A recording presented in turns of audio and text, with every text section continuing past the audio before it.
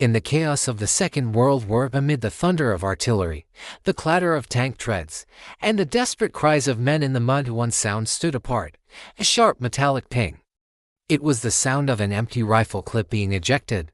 To soldiers who heard it, that sound meant two things: reload and survival. That ping belonged to the M1 Garand, a rifle so revolutionary that it transformed how wars were fought and how nations built their armies. Some called it the greatest battle implement ever devised. Others, more quietly, called it the reason I came home when the war began. The world's great powers were armed with bolt-action rifles, accurate, dependable, but painfully slow. The British Lee-Enfield, the German Kar 98K, the Japanese Arisaka, each required a deliberate dance of bolt, chamber, and aim. One pull of the trigger, one shot fired, then the process began again. A skilled soldier could manage 10 to 15 rounds per minute, but in a modern battle where seconds meant life or death, that wasn't enough. The U.S. Army knew it. Military thinkers wanted a rifle that could fire as fast as a man could squeeze the trigger, of a weapon that combined precision with speed, accuracy with instinct. It needed to be rugged, simple, and American, and in a small workshop at the Springfield Armory, an immigrant engineer named John Cantius Garand was about to make history. Garand was born in Canada, quiet and meticulous, a man obsessed with the mathematics of motion. He wasn't a soldier, he was a craftsman. To him, steel wasn't cold, it was alive. Every curve, every tolerance, every moving part had a purpose. By the 1920s, he was already working on self-loading rifle concepts for the U.S. government. But it wasn't until the early 30s that his idea finally came together: a gas-operated, semi-automatic rifle with an 8-round clip that fed ammunition automatically. It wasn't flashy. It wasn't over-engineered. It was elegant in its simplicity, and that's what made it brilliant. The mechanism was pure ingenuity. When a bullet was fired, a small portion of gas from the explosion was siphoned through a port near the muzzle, driving a piston that cycled the bolt. The rifle ejected the empty cartridge and loaded the next one, all in a fraction of a second.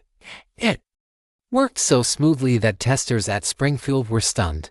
For the first time, a soldier could fire 8 shots in rapid succession without lifting his hand from the trigger. But invention was only half the battle. The Army tested dozens of designs, and bureaucrats argued endlessly about cost, weight, and ammunition type. Years of trials followed. Some officers doubted the need for a semi-automatic rifle at all. Others feared it would waste ammunition. Garand persisted. He modified, tested, redesigned. He slept little and worked long nights. Finally, in 1936, the U.S. Army adopted his rifle as the U.S. rifle, caliber 30 M1, the world's first standard-issue semi-automatic service rifle. And though few realized it at the time, it would soon help decide the fate of the 20th century. Music shift to low industrial hum, factory ambience. Production began slowly at Springfield Armory. America was still climbing out of the Great Depression, and war was a distant worry. But by 1940, as Europe burned, the urgency grew. The U.S. Ordnance Department pushed industry to full gear. Assembly lines roared, furnaces blazed, and workers, men and women alike, produced rifles by the thousands. Each M1 Garand was a masterpiece of wartime craftsmanship. Its stock was American walnut, warm to the touch, dense enough to absorb recoil, and carved with precision. Its barrel was forged and rifled to perfection. Inside, a complex ballet of springs, bolts, and gas pistons worked in harmony. The first troops to receive it felt the difference immediately. Gone was the slow rhythm of bolt action. Now, an infantryman could fire as fast as his reflexes allowed. It was empowering, even intoxicating. But in 1941, when Pearl Harbor was attacked, there was no time for reflection. The rifle would soon be tested in fire. The first real proving ground came in the deserts of North Africa. Under the relentless sun, U.S. troops learned to fight a cunning, experienced enemy, the German Afrika Korps. Sand-clogged mechanisms, dust-choked barrels, but the Garand kept firing. Soldiers realized they could deliver sustained semi-automatic fire while their opponents still cycled bolts. Skirmishes that once relied on single shots became rapid-fire exchanges. For the first time, American infantry could suppress enemy positions with rifle fire alone. From Africa, the rifle moved north with its men to Sicily, Italy, and then to Normandy on D-Day. As Allied forces stormed the beaches, thousands of M1 Garands cracked in unison, 8 rounds. Reload 8 more. The rhythm of liberation. General Patton himself called it the greatest battle implement ever devised, and for the men who trusted it, that praise wasn't exaggeration, it was truth. One soldier later wrote, "The Garand never lied. When you pulled the trigger, it spoke every time. In the chaos of combat, reliability wasn't a luxury, it was survival." Soldiers dragged the rifle through mud, salt water, and freezing snow. They cleaned it with rags, with motor oil, even with spit. Still it fired. Against German and Japanese troops armed with bolt-action rifles, the advantage was obvious. In an ambush, a Garand squad could lay down a storm of bullets in seconds. Enemy reports captured after battles spoke of Americans with endless ammunition, of machine gun rifles. In truth, it was just superior engineering. Beyond the battlefield, the rifle had a psychological effect. Soldiers felt confident. They trusted their weapon. When they advanced, they did so knowing they could fire fast and accurately. That confidence changed tactics. The U.S. Army adapted to the Garand's strengths, developing fire and maneuver techniques where squads leapfrogged forward, one providing covering fire while the other advanced.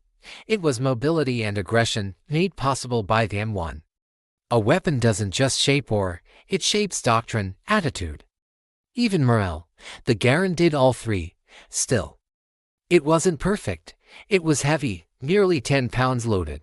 The 8-round and block clip limited capacity, and when it ejected, the famous ping echoed. Some veterans swore enemies learned to exploit that sound, waiting for the reload. Others laughed it off, calling it a myth. Whatever the truth, the ping became legendary. To some, it was the sound of danger. To others, the sound of hope. When that clip flew and struck the ground, it meant one thing: you were still alive to reload. By 1944, the Garand was everywhere from the hedgerows of France to the jungles of the Pacific.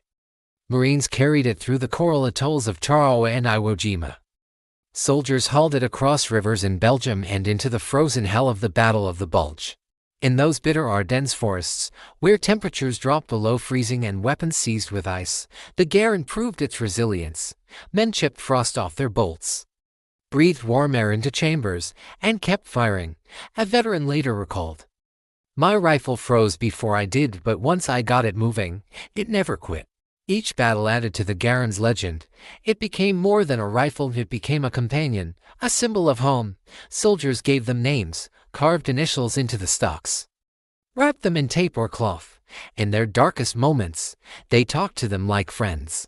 When a man's world narrowed to the space of his foxhole, the weight of that rifle across his lap felt like the one solid truth he could hold onto. When victory finally came in 1945, the Garand had written itself into history. Over 5.4 million rifles had been produced. It had armed an entire generation of Americans: farm boys, factory workers, college students, men from every corner of the country. Together, they carried it across two oceans and brought it home covered in the dust of continents. But the story didn't end there. The M1 Garand served again in Korea, where sub-zero cold tested every part of man and machine.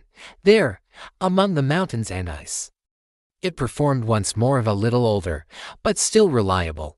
In 1957, the U.S. finally replaced it with the M14, a design directly descended from the Garand's mechanics. Yet even as newer rifles appeared, many soldiers refused to give up their M1 South. They trusted them too much. The old rifles still had a few wars left to fight. And around the world, other nations took notice. The Garand's influence spread to Italy's BM59, to NATO's full, and to countless post-war designs. Its gas-operated system became the foundation of modern infantry rifles. Even the enemies who once faced it studied it with respect.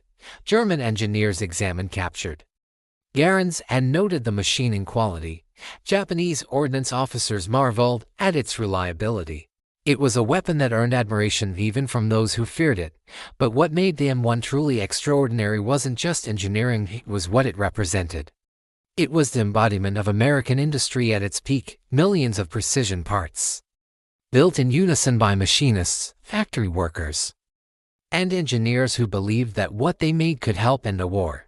Each rifle carried the fingerprints of that effort, the sweat of men and women in Springfield, Winchester, and countless subcontractor shops across the nation. The Garand was a symbol of a country that, when challenged, could build faster, smarter, and better than anyone else. It was also the embodiment of the individual soldier, the ordinary citizen thrust into extraordinary circumstances, armed not just with courage, but with a tool equal to the task. That combination, human grit and mechanical perfection, is what turned the tide of countless battles. In the decades after the war, the M1 Garand found new lives.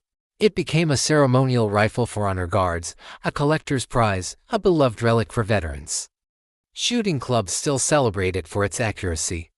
Museums preserve it behind glass, polished and silent, a piece of steel and wood that once echoed across the world.